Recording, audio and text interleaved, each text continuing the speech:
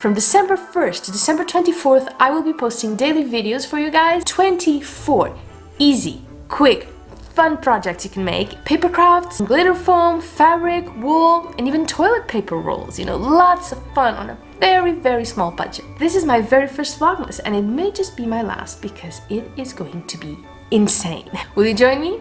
Then don't forget to tap the notification bell to make sure you do not miss out on any of the videos. I think I'm ready to start. Are you? Today's project is one of those we do in our lunch break or just during a baby nap or something like this when we need to relax and enjoy ourselves deeply.